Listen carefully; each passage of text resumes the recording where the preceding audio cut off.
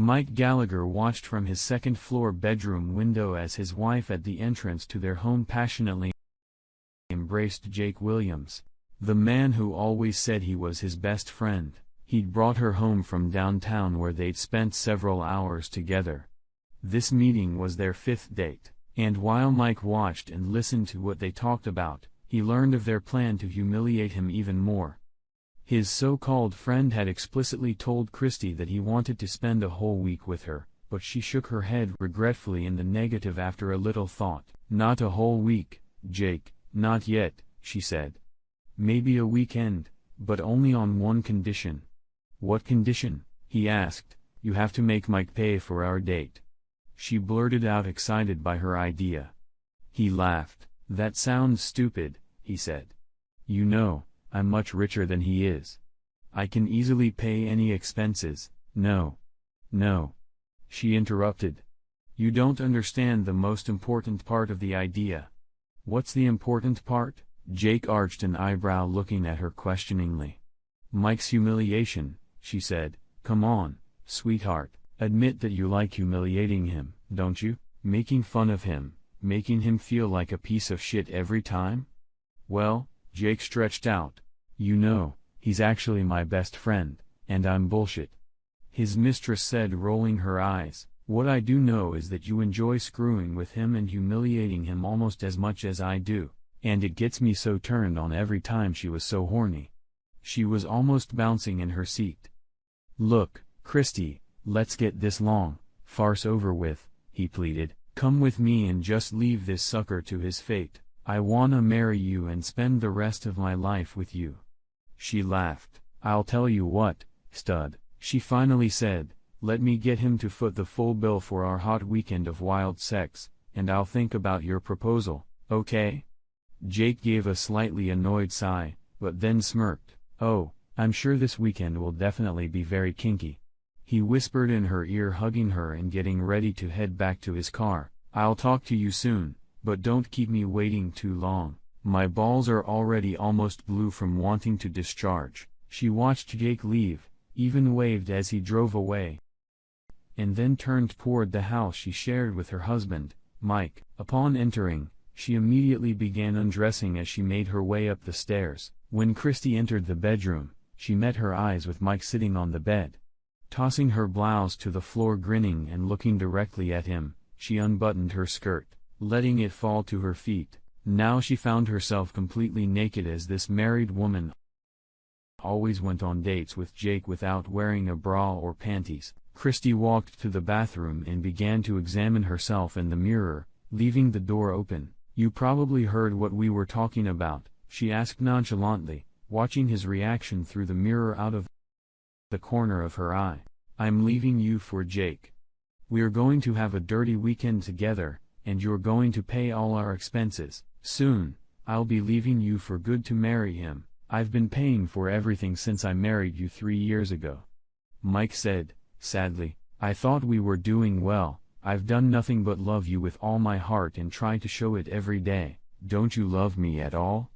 Christy only snorted contemptuously. "How could I ever continue to love you?" she asked sarcastically.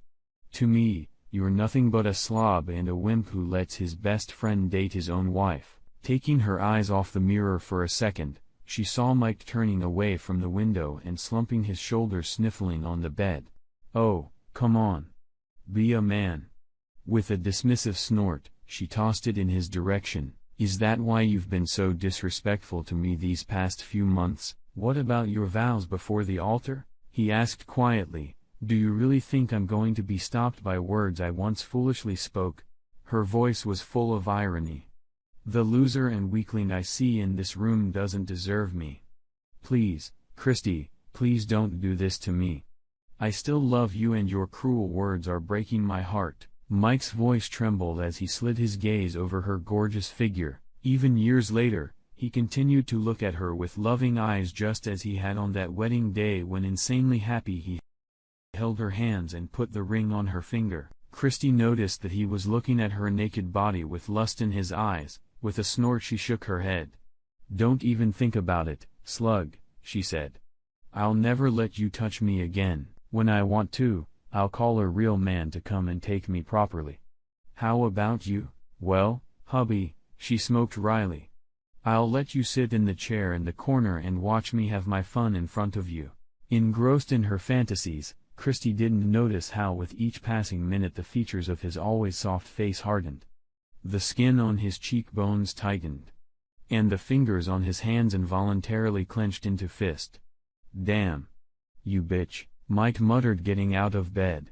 Christy's hand brushing his curls froze halfway down his arm. It was the first time her soft and loving husband had spoken such harsh words to her. Straightening up and turning her head, she followed with her eyes as he left the room and started down the stairs. Intrigued and partly a little alarmed, Christy tossed the hairbrush into the sink, hurried downstairs after Mike, and saw him reach his hand toward the front door. Where do you think you're going? Are you going to go to the pub, get drunk, and complain to the bartender about your worthless life, or are you going to run to your mommy and cry on her shoulder like a baby? She snorted sarcastically, standing on the stairs with her arms at her sides. He stopped for a moment at the door and stared at her sadness in his eyes for several long seconds. Upstairs, in their former family bedroom, he realized that he had taken all he could from her, and decided that he no longer owed this woman anything. Goodbye, Christy. He finally said before slamming the door. She heard his car door open and then slammed shut. The engine roared. And a few seconds later, she saw him pull away. Where is he going? Christy wondered in puzzlement, but then only shrugged. Fuck it. She thought nonchalantly. Good riddance to horny trash. She grabbed her phone and dialed a familiar number. Hello, my favorite? She murmured. My slug crawled out of the house somewhere, so why don't you come over? You're on your way. Hurry up, I can't wait. 3 days later, Michael pulled up to the house. Opening the garage door with a signal from inside his car, he drove inside and closed the large door. Grabbing his briefcase, he strode purposefully into the house. Christy was sitting at the kitchen table at this hour of the morning, reading the newspaper and drinking coffee. Michael didn't say a word to her. Simply walking past his wife's raised head and into his home office. Consumed with curiosity, Christy hastily got up from her desk, walked to the door of his study and tried to enter. She turned the knob, but the door was locked. That's odd, she thought. Her husband never locked that door. She knocked on the heavy wood paneling, and when the lock clicked after a few seconds, she turned the knob. When she opened the door, she saw him sitting at his desk. He was scrutinizing a map of some area on his computer. Christy knew that Mike was in the process of designing a housing development around one of the many lakes in the area, and decided that the map was exactly what he was working on. What do you want? He asked curtly, raising his heavy gaze to her. For a moment, she recoiled and felt less than confident. He'd never been harsh with her before, but on the other hand, she realized that she had been acting rather disrespectful to him lately. I was worried. She answered, managing to clear the sudden hoarseness from her throat. You left 3 days ago, and I haven't heard from you. I tried calling your cell phone, but you never answered. Are you sure you were actually worried about me? He asked the question with obvious sarcasm. Christy paused for a moment. Was this really her Mike? He looked like Mike. Sounded like Mike, but there was something about him that was a little different, like he changed inside. Perhaps she had gone too far in regards to him. She tried to reach out to stroke his cheek, but he managed to dodge her touch. Don't you want to kiss your wife? She asked resentfully. It's been 3 whole days since I last saw you. He stared at her for a few moments as if she were some disgusting to be examined under a microscope, then he shook his head negatively. No, he said, turning back to his computer. Please close the door when you leave. Christy was now truly confused. Her husband had never refused her signs of attention and always kissed her at any suitable opportunity. This same man sitting nonchalantly in front of her was so cold. She shivered. Carefully closed the door to his off and immediately headed to the master bedroom to get her phone. She dialed a familiar number and a man answered after the first beep. Jake, he's back. Christy said, but I don't know. Something's wrong. It's like he's become a completely different person. He didn't even kiss me when he came in the house. Don't worry so much about it, sweetheart, Jake hummed soothingly into the phone.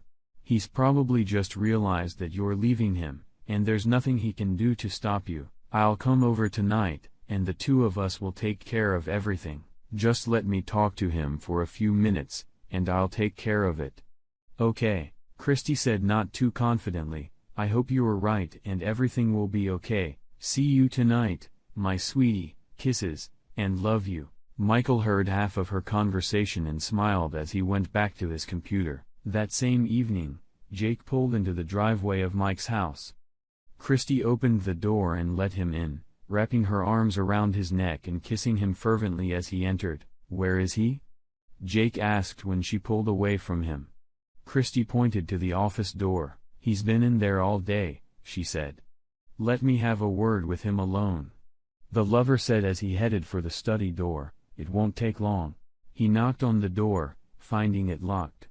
Mike, it's me, Jake, your friend. Can we talk for a few minutes? The door lock clicked and Jake stepped inside. He gave a friendly smile and was about to move forward extending his hand, but stopped after a couple steps. The owner of the house was sitting at the table leaning back in his chair, staring intently at Jake, not even making an attempt to move. The smile slipped from his lips and his hand, which had been hanging ridiculously low in the air, slid down slowly. Close the door behind you and sit down, Michael commanded, pointing to an empty chair. Jake closed the heavy door and sat down. And Michael took his time pouring himself a drink. Aren't you going to offer your friend a drink? Jake asked, as he screwed the cap back on the bottle of scotch and set it back on the counter. Michael stared straight at him for a moment as if he were looking at nothing. Friend? Are you really my friend? Michael asked. Jake looked confused, looking away. Damn it. Christy was right, he wasn't the weak docile beta male he was used to dealing with. Sure, Jake said, I've been your best friend for years. Remember? Michael grinned. Best friend, he stretched out, as if tasting and rolling that simple phrase around on his tongue. Tell me, my dear, best friend, what kind of friend is it who steals his longtime friend's wife? Hey? Mike, I'm sorry that Jake started before Jake interrupted him. You can't wait to get your hands on Christy, can you? He asked. Jake nodded his head. And how badly do you want her? In other words, how much do you think she's worth? What are you talking about? I don't know what you mean, Mike. Jake said, puzzled. Don't play dumb, Jake, Michael said with a chuckle.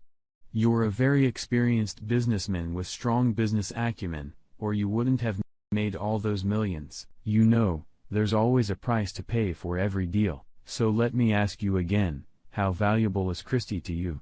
I don't know. Jake mumbled, confused.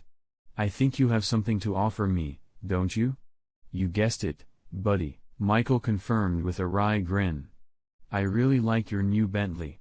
How much did you pay for that thing? I paid over $500,000 for it, and it's a special order, Jake said with an ill-concealed touch of bravado. I take it that the entire sum for the car has already been paid for.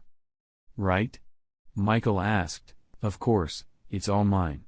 Jake said, well, that would be a good way to start our deal. Michael smiled and twirled the glass and his fingers looking at the shimmering liquid in the light. Cheers, he saluted Jake, raising the glass and taking a sip. Wait. What? Jake said as if he couldn't believe his ears. You want me to give up my Bentley in exchange for Christy? Michael smiled thinly. Along with 25% of your equity, he added casually. Jake's eyes suddenly squared. That's over $50 million. Jake exclaimed, gasping. You've got to be kidding, or have you just lost your mind? According to my research, that comes to exactly $52,450,389.25. More, Michael said, glancing at his computer, and you're wrong. I'm serious. I'm dead serious. Jake jumped up from his chair and paced nervously from corner to corner, muttering something to himself and occasionally glancing at Michael with distasteful glances. Michael sat at his desk absent-mindedly poring over papers and didn't seem to pay much attention to his friend's floundering. Finally, the man stopped his frantic movement around the office and slumped back in his chair looking at Michael tensely. So you want my car and 25% of my equity in exchange for Christy? Jake asked. Christy had been right. This wasn't the kind of man he was used to manipulating so easily. Why do I even have to think about this? I already have your wife. Grinning, Michael opened one of the documents on his computer and printed it out. Pulling a sheet from the printer that beeped briefly, he held it out to Jake. Yes. But what do you think will happen when your board of directors and your shareholders one day get this? Do you think you'll still be as rich and powerful when this scandalous document hits the media? I doubt it. Michael said, pouring himself another scotch. It's blackmail. Jake grimaced as he read the letter, which detailed all the facts and details of their affair, as well as how he and Christy had long been for best weapon in mentally abusing and degrading Mike. Perhaps think what you want, but my offer is only valid until tomorrow noon. Michael said, after 12 o'clock noon, it goes up to 50% plus a controlling interest in your company. You want Christy? That's my price. This is a highway robbery, Jake exclaimed angrily, throwing up his hands at. You'll never get away with this. Maybe I will. Maybe I won't. Michael said thoughtfully, sipping his drink. I know you want her, though God knows why you want her, he shrugged, but that's my price. And I'll tell you something else. If you accept my offer without conditions, I'll make sure you two spend the rest of your lives together. I'll disappear and never bother you again. Isn't that what you want? Well, yes, I would love to spend the rest of my life with Christy, Jake said. Michael smiled. You see, if you agree to that, I'll even promise to make you a celebratory dinner. Michael offered. What do you say to that? I need some time to think about it. Jake answered. Michael nodded, understandably. I'll give you until noon tomorrow. And don't forget, he added, flexing his hand and tapping the face of his wristwatch with his fingernail. The clock is ticking. The former friend took a handkerchief out of his breast pocket and wiped his sweating face and neck with it. Now please close the door behind you when you leave. Michael added, indicating that the meeting was over. I won't keep you any longer. Jake stood up in confusion and walked out of the office on stiff legs. The master of the study watched through the curtains as Jake and Christy left the house. He smiled and made a few phone calls. Christy didn't get home until early morning in her lover's car. Michael heard them talking in the driveway. Just think about it, Jake said. In just a couple days, we can start our new life free of Mike. Now let me go inside and taste those breakfast rolls, he added, grabbing Christy's firm ass. She giggled and pulled his hand away. Not right now, but soon enough, she promised. I can't wait until Mike is serving us as a waiter. Christy kissed him and watched Jake pull away. Then she walked into the house and saw the light on in her husband's study. Wonder if he's been in there all this time, she thought. She jerked on the door, but it was locked. Mike? She called through the door. I wanna go away, Michael's voice came to her. Christy stooped a little longer at the locked entrance listening, but then decided not to push it any further. She was more than concerned about her husband's strange behavior and went upstairs to the master bedroom. The next morning, Michael received a short message from Jake. Deal. He responded immediately with the offshore account number and a warning that he would follow up to make sure the transaction was complete. A couple hours later, Michael confirmed that the agreed amount had been received in full, after which he instantly transferred it onward, dividing it among several other accounts that he had access to exclusively. Finishing the money matters, he sent messages to Jake and Christy. Dinner will be tonight. On me. Be here at 7 p.m. sharp. He went to get the ingredients he needed for dinner for the night and returned an hour later, slamming in the kitchen. Michael loved to cook, and there was something particularly sentimental bittersweet about tonight's farewell dinner for him and his guests. Christy got home around 6 p.m. that evening and went straight into the kitchen. She had never seen or had any idea until that evening that her husband could cook, but apparently, he knew his way around a kitchen. Whatever he was cooking, it smelled delicious. "I didn't know you could cook," she said with genuine surprise. He looked at her, raising an eyebrow and resting both hands on the table before he spoke. "There's a lot you don't know about me at all," he replied, wiping his palms with a rag. "Maybe if you stayed home once in a while instead of running away to your lover, you learn something too. At least I've learned a lesson in how to stand up for myself. Now go and clean yourself up, your beau will be here soon." She made another attempt to kiss him on the cheek like yesterday, but he turned his head away and pulled back to avoid her touch. Christy staggered out of the kitchen and then ran up the stairs to the top of the stairs, tears streaming down her face. "What have I done?" she asked herself.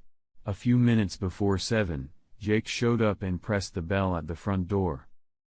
Michael opened the door and let him inside. Without further ado, Jake pulled the signed documents from the folder he'd brought with him and handed him a bunch of keys to the Bentley. "Business comes first, doesn't it?" Michael grinned. "Just like I promised," Jake replied, coughing. "Damn, my mouth was dry from all this. Can I get something to drink?" "Thank you for keeping your promise. I'll buy you and Christy great champagne soon so you can celebrate," Michael said as he tucked his keys into his pocket. He was looking forward to driving the new Bentley. Soon, Christy came downstairs looking fresh and stunning in a short black dress with a full back that left nothing to the imagination. Michael noticed that she had taken off her rings. She approached the dining table and Michael pulled back a chair for her, warning. She smiled at him as she sat down, but he didn't return her smile. Jake sat down as well, smiling wider than a Cheshire cat. "You look beautiful, my dear," he told her, kissing her hand and looking at her adoringly. "And I see that you've finally taken off your rings. That's very good." She smiled again as Michael brought 2 glasses of champagne and set them on the table in front of them. He went back to the kitchen and returned a minute later, carrying a large dish in his hands. When he removed the lid, a cloud of steam escaped and they all savored the aroma of the lasagna Michael had prepared. "It smells divine, Mike," Jake admitted, spreading the napkin on his lap. "Maybe you've missed your true calling." Michael said nothing, serving 2 servings, one for each plate. Christy picked up the utensils, but stopped, raising her gaze to him. "Aren't you going to join us?" she asked. Michael shook his head, pouring champagne into tall glasses. "No," he answered, "this dinner party is just for the 2 of you. I don't want to interfere with your enjoyment of the food and each other." Michael stepped aside and watched the lovers sip champagne for a while, toasting to each other and to a happy future together.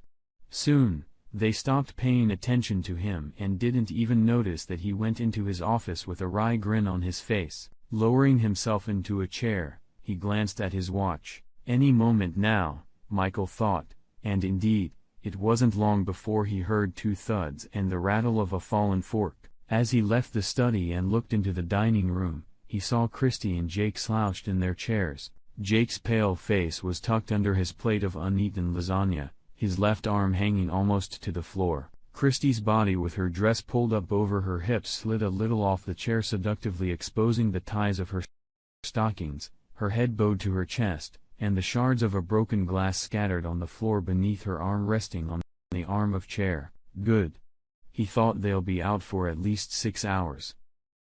Michael changed his clothes and set to work. Stripping both lovers naked, entwining their bodies and tying their arms and legs around each other. Grabbing a wheeled cart from the garage, he wheeled the 2 men outside, first wrapping their still unconscious bodies with heavy chains to which weights were attached for security. Michael put ball gags in their mouths in case they woke up before he reached his destination. It wasn't easy, but he still managed to fit them both into a large bag he had bought especially for the occasion. Using a dolly and a portable hoist, Michael transferred the sack with the lovers into the trunk of the Bentley. Then closed and locked the lid. Under the many stars in the rapidly darkening sky, he got into his car and headed out of town. When he reached his destination a few hours later, he heard fussing and muffled mooing, and then he loosened and opened the neck of the moving bag. Two stunned heads peeked out, looking around in complete panic at the darkness around them.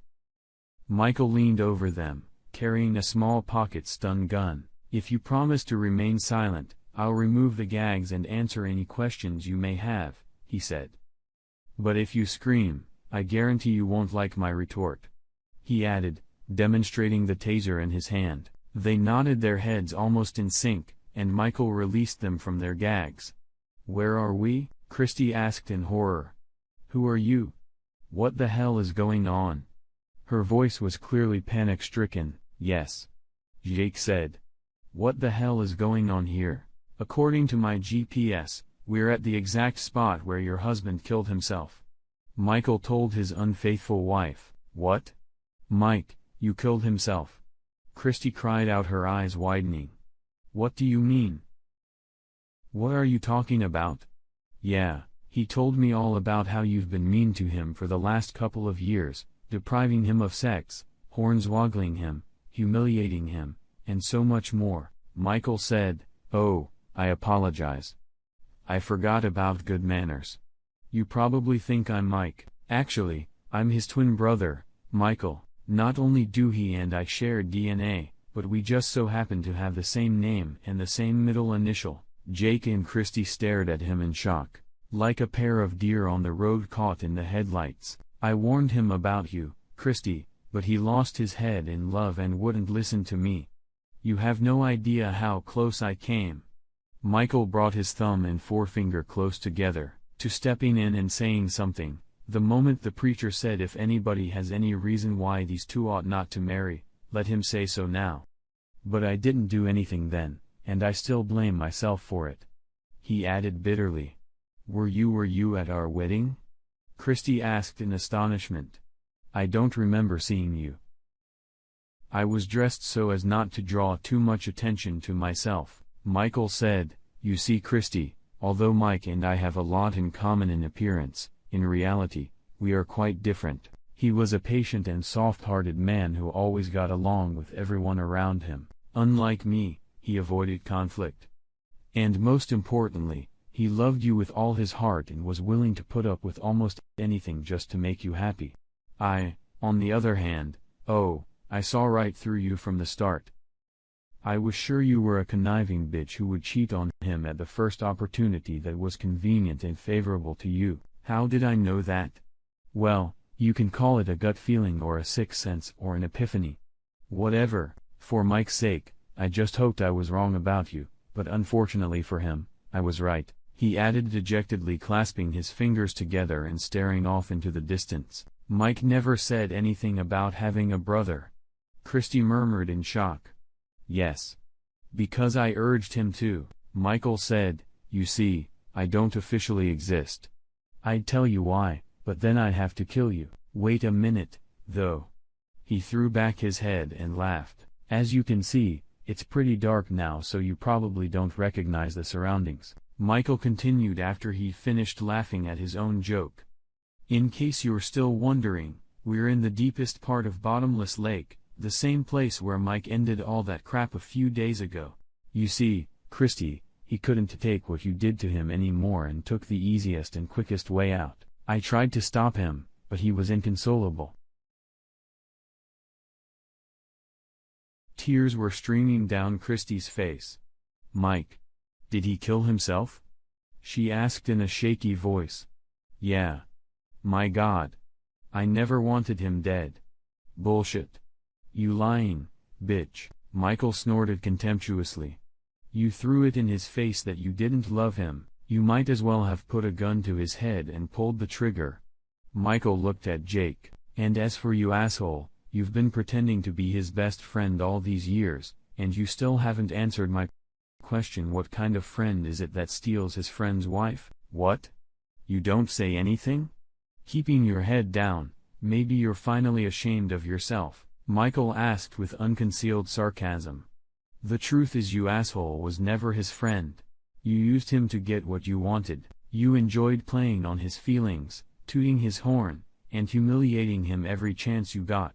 But, you promised me Christy and I would spend the rest of our lives together. Remember? Jake asked hoarsely. He raised his head and practically roared, staring angrily at his captor. You lied to me. You lied to me. Michael only laughed. You're right. I told you that you two would spend the rest of your lives together, and I didn't lie about that, Michael said. What I didn't tell you was that your lifespan would suddenly shorten dramatically. So, yes, your life together will be tumultuous, but very short. You'll even die together on the same day like in all those romance stories. Michael smirked, and it'll damn well be deserved since you two are conspiring against my brother. Please don't do this to me. To us, Christy sobbed, tears rolling down her cheeks. Michael looked at her coldly and darkly. Mike told me that he had pleaded with you in those same words before you humiliated him and made horns with your lover. He was just crushed when he told me that, Michael said, but you just laughed in his face and told him to accept the role you had in store for him. Well, bitch, now it's your turn to accept the inevitable. You're just a crazy lunatic, she shrieked and twitched inside the bag. Release us now. You're not going to get away with this, Michael shrugged. Maybe not. Maybe yes, he said, but once your goodbye message is found on your computer, it won't matter. Although, he grinned, I have to admit it's a very, very touching and poignant letter. But let's change the subject. You probably know that no one has ever found the bottom of this lake. Don't you? They don't call it the bottomless lake for nothing, and there's enough weight on that chain wrapped tightly around the two of you to make sure that your descent will be swift. Michael reached out and tugged at the jingling links of the chain. The two accomplices stared at him, paralyzed eyes round with horror. Both of them trembling. I estimate that you two will last no more than 60 seconds before you lose consciousness. You might even live a few more minutes after that. Well, it's time to say goodbye, Michael sighed with a wry smile. It's a shame we won't have a priest, rings, music, or a formal ceremony this time. Anyway, I hope you enjoy your wedding trip. Enjoy. Michael untied the bag completely, and with all his strength, turned it over until the pair of lovers, desperately twitching, struggling with each other and screaming in terror, were floundering in the water. Bon voyage, he said softly as he watched the silvery cocoon chains fade into the inky depths and the many bubbles float to the surface. Soon, the bubbles ceased to appear, and there was silence again over the dark surface of the lake, cut only by a glistening path of moonlight. Michael started the boat's engine and headed back to the cove dock, navigating by the marina lights that shone through the pre-morning fog. There, he moored the boat, turned off the engine and jumped into the Bentley parked discreetly in the dense shade of the docks. Turning the key in the ignition to the soft rumble of the revved-up engine, he made a mental note to burn the bag to destroy all traces of its previous contents. Then he pulled his cell phone from his inside pocket and sent a short text message. Done. The reply came almost instantly. Thanks, bro. Enjoy the ride.